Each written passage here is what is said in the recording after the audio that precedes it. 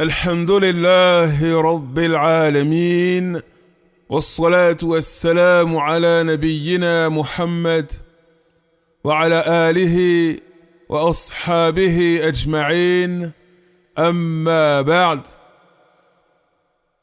Mes très chers frères, mes très chères sœurs, qu'Allah vous fasse tous miséricorde, qu'il vous protège, vous et vos proches, et qu'il vous accorde sans compter ses bienfaits apparents et cachés, qu'il fasse du noble Coran un printemps resplendissant dans nos cœurs et une lumière vive et éclatante dans nos vies.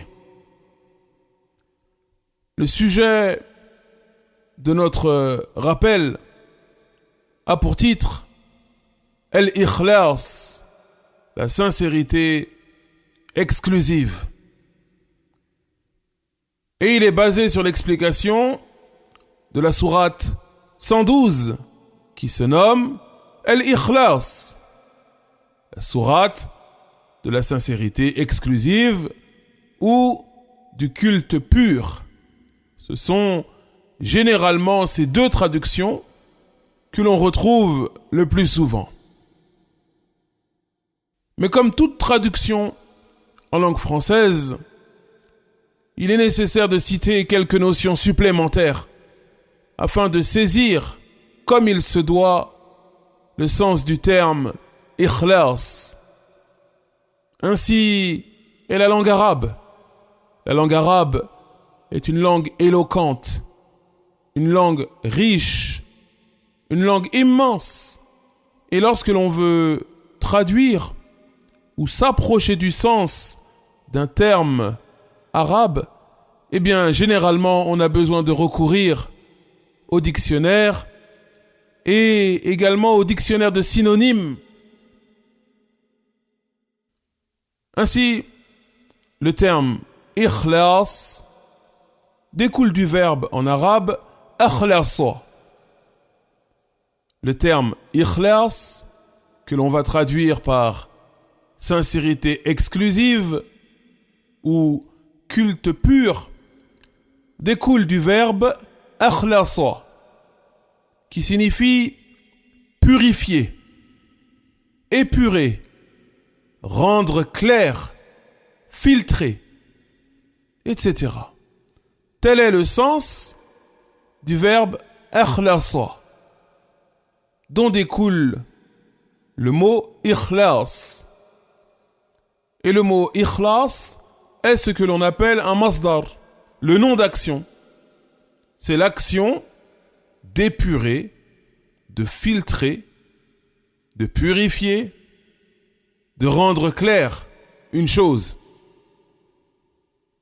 Et concernant le musulman et la musulmane, concernant le musulman et la musulmane, eh bien, ils se doivent de purifier, d'épurer, de filtrer leurs intentions avant d'œuvrer, avant de mettre en pratique tel ou tel acte d'adoration, que ce soit la prière, que ce soit l'aumône, que ce soit an-nasiha, le bon conseil, que ce soit le hajj, le pèlerinage, etc., etc. Quel que soit l'acte d'adoration que la personne s'apprête à effectuer, elle se doit de filtrer, d'épurer, de purifier son intention afin qu'elle ne vise et qu'elle ne recherche seulement et uniquement par cet acte Allah. Que par cet acte de piété que la personne s'apprête à effectuer, elle ne recherche et ne vise que l'agrément d'Allah subhanahu wa ta'ala et l'obtention du paradis. Le musulman, la musulmane ne doivent pas rechercher la satisfaction des gens ou leurs éloges ou le fait d'acquérir une bonne réputation ou ce genre de choses. Mais seulement et uniquement, ils se doivent de viser l'agrément d'Allah et son immense rétribution. Quant à cette sourate, la sourate Al-Ikhlas, eh bien, elle a été nommée ainsi car elle a été purifiée, épurée, filtrée de tout ce qui n'est pas Allah. En d'autres termes, cette sourate ne nous parle que d'Allah. Cette sourate ne nous parle que d'Allah. Cette sourate met en lumière la perfection d'Allah, sa grandeur, sa toute-puissance, sa seigneurie absolue, et le fait qu'il est le seul à mériter l'adoration, à l'exception de tout autre, en dehors de lui. Et nous allons entrer, dès à présent, dans le vif du sujet. Il est rapporté dans le Sahih de l'imam al-Bukhari, dans le recueil de récits prophétiques authentiques compilés par l'imam al-Bukhari, il est rapporté que le prophète Mohammed sallallahu alayhi wa sallam a envoyé une troupe d'hommes en mission. Et il a désigné pour cette mission l'un de ces hommes, qui était donc le chef de cette troupe, et également l'imam, celui qui dirigeait les prières durant cette mission. Et cet homme, eh bien, dans chaque prière qu'il dirigeait, dans toutes les prières qu'il a dirigées, eh bien, à chaque fois, il a récité la sourate Al-Ikhlas. Qul huwa Allahu ahad, Allahu as-samad, lam yalid wa lam yulad, wa lam yakul lahu kufuwan ahad. Dans chaque prière, dans chaque unité de prière, il a récité la sourate Al-Ikhlas, la sourate 112. Il récitait la sourate Al-Fatiha en premier, car ceci est obligatoire, et c'est même l'un des piliers de la prière. Et il récitait la sourate Al-Ikhlas. Et il a fait cela dans chaque prière et dans chaque unité de prière. Ceci, comme le rapporte l'imam al-Bukhari, ceci a interpellé les hommes qui étaient en sa compagnie, les autres musulmans qui participaient à cette expédition. Et lorsqu'ils sont revenus auprès du messager d'Allah, sallallahu alayhi wa sallam, ils lui ont raconté l'histoire. Ils lui ont dit, un tel, durant chaque prière, il n'a cessé de réciter la sourate Al-Ikhlas. Il a fait cela dans chacune des prières. Alors le messager d'Allah, le prophète Mohammed, sallallahu alayhi wa sallam, leur a dit, Saluhu li ayyi shay'in yasna'u dhalik. Demandez-lui qu'est-ce qui l'a poussé à agir ainsi. Demandez-lui qu'est-ce qui l'a poussé à agir ainsi. Alors, ils l'ont questionné. Et l'homme leur a répondu cette réponse immense, cette réponse qui a traversé les siècles, en vérité. Il leur a dit, لأنها صفة الرحمن وأنا أحب أن أقرأ بها. Il leur a dit, car cette sourate nous parle des caractéristiques d'Allah. Cette sourate nous parle des qualités divines, des attributs d'Allah. Et moi, j'aime la réciter. Et moi, j'aime la réciter.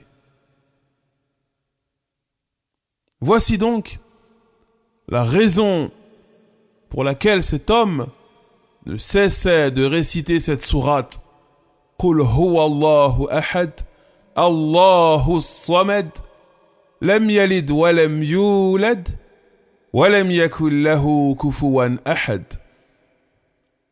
Ils sont retournés auprès du messager d'Allah, sallallahu alayhi wa sallam, pour lui dire, lui transmettre la réponse de cet homme. Alors, le messager d'Allah a dit Akhbiruhu anna Allah yuhibbuhu. Akhbiruhu anna Allah yuhibbuhu. Informez-le, dites-lui qu'Allah l'aime. Informez-le, dites-lui qu'Allah l'aime. Et dans une autre version du hadith, il est rapporté que le messager d'Allah, le prophète Mohammed, sallallahu alayhi wa sallam, a dit Hubbuka iyyaha adkhalaka al-jannah. Il a dit, ton amour pour elle, ton amour pour cette sourate t'a fait entrer au paradis. Ton amour pour cette sourate t'a fait mériter le paradis. Il lui a annoncé son entrée au paradis de son vivant. Pourquoi ? Car cet homme aimait la sourate Al-Ikhlas. Il aimait réciter la sourate Al-Ikhlas de par ce qu'elle contient comme signification magnifique et exceptionnelle. Car cette sourate ne parle que d'Allah, de ses qualités divines, de sa grandeur, de sa perfection, de son droit exclusif à l'adoration. Mes très chers frères, mes très chères sœurs, serviteurs d'Allah, les versets qui traitent de l'unicité d'Allah, eh bien, ils avaient une importance, une valeur, une place immense auprès des compagnons du prophète Mohammed sallallahu alayhi wa sallam. Ces versets avaient une grande place, une grande valeur dans les cœurs et dans les âmes des compagnons du prophète Mohammed sallallahu alayhi wa sallam, car ils avaient saisi que ces versets qui traitent du tawhid, de l'unicité d'Allah, ils avaient compris que ces versets qui mettent en lumière la grandeur du Seigneur Tout-Puissant, qui mettent en lumière la noblesse absolue d'Allah, qui mettent en lumière la perfection d'Allah, le Seigneur des cieux et de la terre, ces versets qui mettent en lumière qu'il est le seul à mériter l'adoration, eh bien, ils avaient compris que ces versets sont les versets les plus importants du noble Coran, du noble Coran. Ils avaient saisi cela, que ces versets qui traitent de l'unicité d'Allah, qui traitent du tawhid, sont les versets les plus nobles, ceux qui ont le plus de valeur, les versets les plus importants du noble Coran. Et nous allons voir cette sourate, la sourate 112, la sourate Al-Ikhlas, et les versets qui la composent. Ainsi, Allah nous dit Qul huwa Allahu ahad, Allahu samad, lam yalid wa lam yulad, wa lam yakul lahu kufuwan ahad. Allah nous dit dans le sens rapprocher de sa parole divine, dit, c'est lui Allah, l'unique, Allah, l'absolu.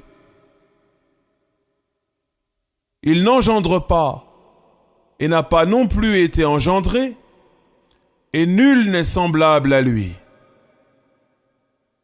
Et nul n'est semblable à lui. Le premier verset. Qul huwa Allahu ahad. Dit, c'est lui Allah, l'unique. C'est-à-dire, dit, ô Muhammad, sallallahu alayhi wa sallam, huwa Allah al-mutafarrid bil-uluhiyyah wal-rububiyyah wal-asma'i wal-sifat. Dit, ô Muhammad, c'est lui Allah, lui qui s'est singularisé par le droit à l'adoration exclusive, par la seigneurie et par les noms et les attributs de perfection. C'est-à-dire qu'Allah, c'est lui l'unique, unique dans son droit à être adoré, unique dans son droit à être adoré, divinisé. En dehors de lui, personne, rien ni personne n'a le droit d'être adoré, n'a le droit d'être divinisé. Il est le seul à mériter l'adoration. Il est le seul, l'unique, à mériter l'adoration.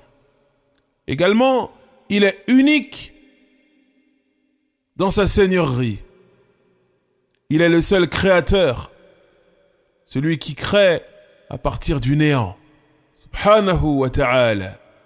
Il est le seul créateur de cet univers, le seul régisseur de cet univers, le seul possesseur de cet univers. C'est lui le Seigneur de cet univers. Celui qui a créé cet univers, celui qui gère cet univers et celui qui possède cet univers. Toute chose appartient à Allah subhanahu wa ta'ala. Il est l'unique Seigneur de toutes choses. Et également, il est unique dans ses noms et ses attributs, ses qualités de perfection. Il est unique en cela. Il n'a nul associé, ni égal, ni rival, ni quoi que ce soit dans ses noms et ses attributs, dans ses noms de perfection et ses qualités divines. Ainsi, il est Al-Hakim, le sage par excellence. Il est Ar-Rahman, le tout miséricordieux. Il est Al-Qawi, le puissant, le fort. Il est Al-Muhaymin, le prédominant, etc., etc. Qul huwa Allahu ahad, dit, c'est lui Allah, l'unique. Il est unique dans tout ce qui le concerne. Il est unique dans tout ce qui le concerne. Unique dans son droit à l'adoration exclusive, unique dans sa seigneurie, unique dans ses noms et ses attributs. Et on se doit de proclamer cela, de le proclamer par nos cœurs et par nos langues. On se doit de le proclamer par nos cœurs et par nos langues. Qul huwa Allahu ahad. Dis, c'est lui Allah, l'unique.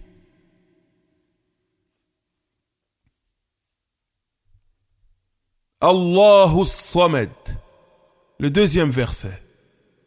Allahu Samad. Allah, l'absolu. Allah, l'absolu. C'est lui, As-Samad, l'absolu.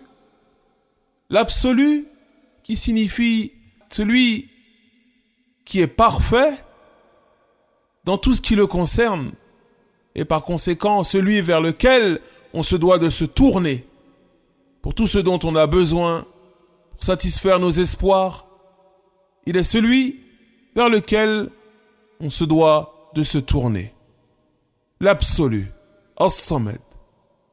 Pourquoi ? Car il est parfait. Parfait dans son savoir. Il connaît toutes choses. Il n'ignore rien. Il est parfait dans sa douceur. Parfait dans sa toute-puissance. Parfait dans sa sagesse. Parfait dans tout ce qui le concerne.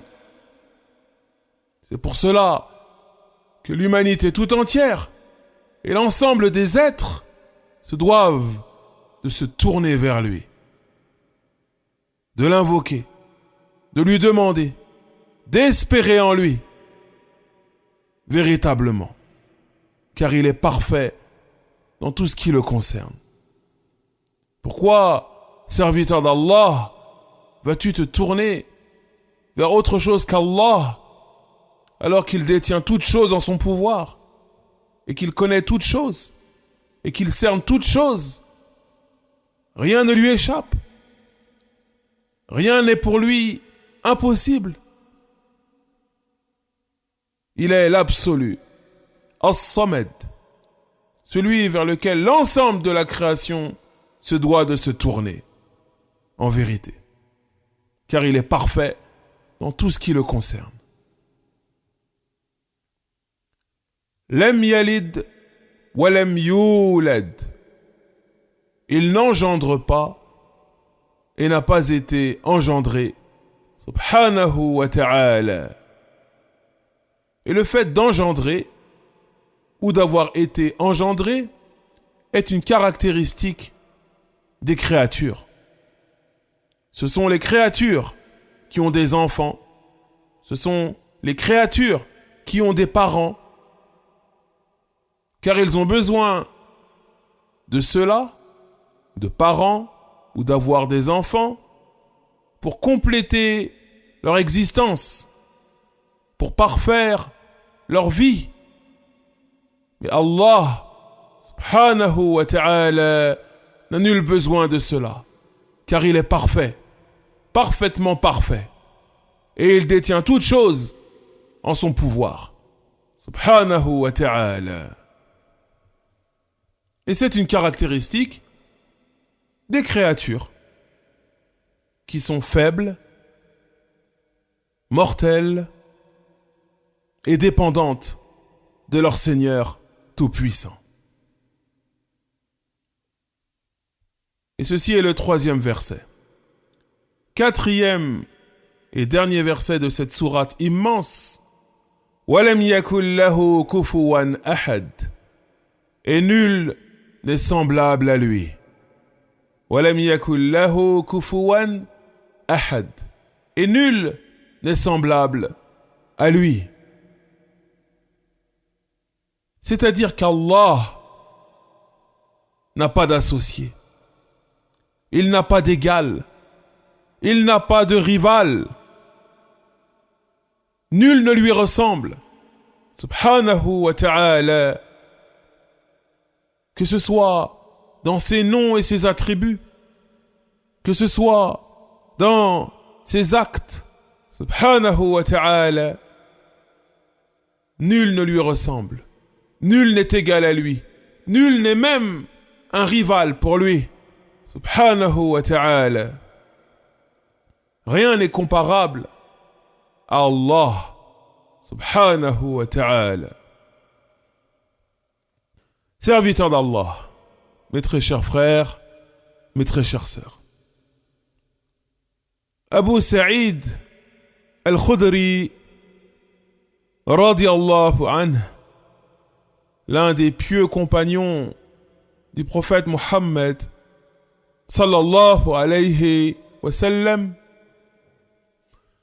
rapporte qu'un homme est venu trouver le messager d'Allah, sallallahu alayhi wa sallam, pour exposer le cas de l'un de ses voisins.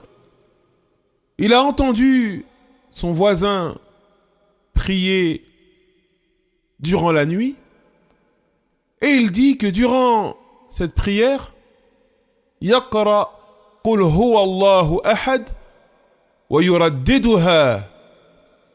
La personne ne faisait que répéter la sourate Al-Ikhlas. Qul huwa Allahu ahad. Il ne faisait que répéter cette sourate. Durant toute sa prière de nuit, son voisin n'a fait que répéter cette sourate. Alors, l'homme est parti trouver le messager d'Allah, sallallahu alayhi wa sallam. Cela lui semblait, c'était comme si pour lui, c'était quelque chose, c'était quelque chose de petit. De seulement se contenter de réciter la sourate Al-Ikhlas durant des prières de nuit, seulement et uniquement cette sourate, avec la sourate Al-Fatiha, bien entendu, ça semblait à cet homme petit, pas assez suffisant. Donc il est parti trouver le messager d'Allah, sallallahu alayhi wa sallam, pour lui exposer cette affaire. Alors le messager d'Allah lui a répondu: Walladhi nafsi biyadihi, innaha la ta'dilu thuluth al-Qur'an. Il lui a dit: par celui qui détient mon âme dans sa main, c'est-à-dire Allah, certes, elle équivaut à 1/3 du Coran. Certes, cette sourate équivaut à 1/3 du Coran. Et ce hadith est un hadith authentique qui a été recensé par l'imam al-Bukhari. Cette sourate, la sourate al-Ikhlas, eh bien, le messager d'Allah, sallallahu alayhi wa sallam, a juré par Allah en disant: Walladhi nafsi biyadihi, par celui qui détient mon âme dans sa main. Certes, cette sourate équivaut à 1/3 du noble Coran. C'est une sourate courte, de par le nombre de versets qui la composent, et de par le nombre de mots qui composent ces versets. Mais leur signification, la signification des mots qui composent ces versets, est immense et grandiose. Mes très chers frères, mes très chères sœurs, Abu Darda rapporte que le messager d'Allah, sallallahu alayhi wa sallam, un jour a dit à ses compagnons: Aya'jizu ahadukum an yaqra'a fi laylatin thuluth al-Qur'an. Qalu: wa kayfa yaqra'u thuluth al-Qur'an? Qal: qul huwa Allahu ahad ta'dilu thuluth al-Qur'an. Rawahu Muslim. Abu Darda rapporte que le messager d'Allah, sallallahu alayhi wa sallam, a dit un jour à ses compagnons: est-ce que l'un d'entre vous ne serait-il pas capable de réciter en une nuit 1/3 du Coran? Est-ce que l'un d'entre vous ne serait-il pas capable de réciter en une nuit 1/3 du Coran? Ses compagnons lui ont répondu: mais comment ceci est-il possible?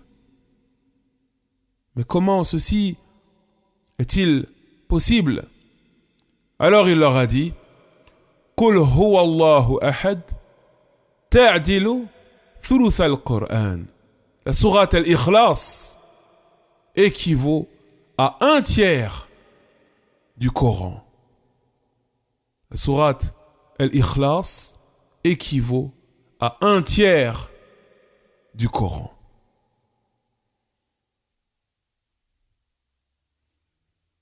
Mes très chers frères, mes très chères sœurs, cette sourate du noble Coran, c'est une sourate immense, grandiose, et on se doit de multiplier sa récitation. Mais avant cela, on se doit de comprendre cette sourate, de comprendre ce qu'elle implique, quelle est la signification, quels sont les sens profonds des versets qui la composent. On se doit de revenir à l'explication de cette sourate, afin d'en saisir l'essence, afin d'être concentré, humble, empli de crainte et d'espoir durant nos prières. ونسأل الله بأسمائه الحسنى وصفاته العلى وبأنه الله لا إله إلا هو أن يرزقنا فهم القرآن والعمل به. Et on demande à Allah de nous accorder une bonne compréhension, une compréhension authentique du noble Coran et la mise en pratique de tout cela. وصل اللهم على نبينا محمد وعلى آله وأصحابه أجمعين والحمد لله رب العالمين.